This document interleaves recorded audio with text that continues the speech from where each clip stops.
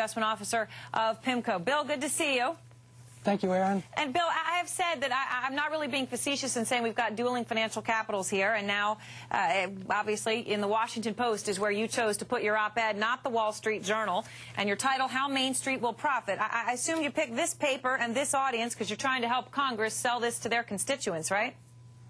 Well, I think so, and I think their constituents should be understanding of the fact that this particular proposal, this $700 billion bailout that some are suggesting is a Wall Street bailout, is really a bailout for Main Street. It's the first program, really, where taxpayers will benefit as opposed to potentially lose money, and I'll be glad to explain why here in about 30 seconds if you'd like. Well, not even 30, about 3. You finished your sentence, so let's get to it. You actually walked through the math very clearly here. You set a price for assets.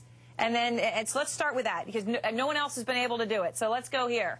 All right, Morgan, here's your math. Yeah, can you see the screen, Bill, or can you not see there? I can as I turn to the right here, yes. Okay, so you see mortgage value is $100.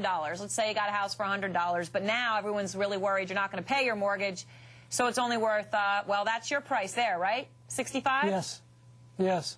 Okay. And that's an approximate price. Some trade at 80 and some trade at 20, but that's an approximate price that, we've been able to determine over the past few days. That's where the market clears here for, relatively substantial size in the billions of dollars. All right. So yield is really just your return. How do you get a return here of 10 to 15%?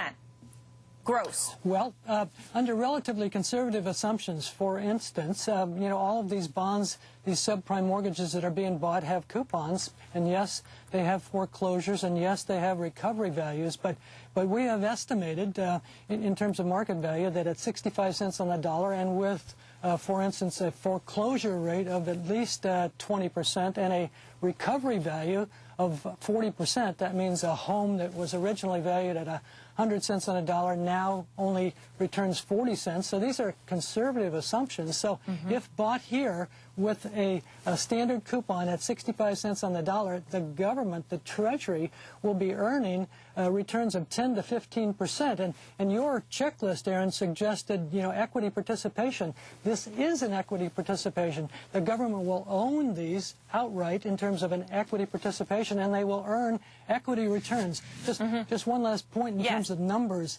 $700 billion earning a spread between 3% where they can issue paper, in other words, Treasury paper, and buy it in the 10 to 15% range, the Treasury is going to earn $25 billion a year in terms of the spread. This, as Warren Buffett said, is a lead pipe cinch if you buy it at the right price. Right.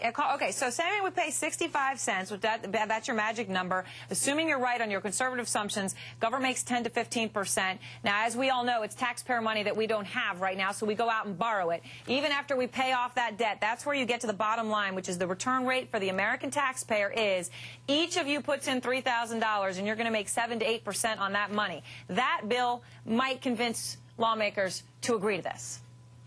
Right. I think it's very simple, and obviously there are some earmarks attached to this. We have executive compensation. We have the question of forbearance in terms of the existing mortgage pool that's outstanding. All of those are necessary to a certain extent, although the compensation is a complicating factor. Nonetheless, the package really is a pro-Main Street package. It's the first one, and it's so relatively simple that it's frustrating to me and to others that know that these things can be bought at 65 or 60 cents on a dollar. Okay, final question, Bill. There was a sentence in here that we want to just hit quickly. You said in your op-ed, there are in terms of who's going to manage the money, there's a lot of questions about that. You said there are disinterested firms, some not even based on Wall Street, with the expertise to evaluate these complicated pools of mortgages. Okay, I'm chuckling a little bit here because obviously you could be talking about PIMCO. Here's my question to you. Would you expect take a haircut in terms of your management fee just to be patriotic and say we'll manage this money at a lower rate to show that we're taking one for the team too? Oh, Aaron, you are a newsbreaker. Not only a haircut, but PIMCO would be the leader here in suggesting to the Treasury that we would work for no fee. Work for no fee, Bill. You bet, if everybody else worked on the same basis. Bill Gross, thank you very much. Really appreciate it, and certainly a patriotic statement there. And I hope we got that picked up. Bill Gross is willing to manage that money for no fee.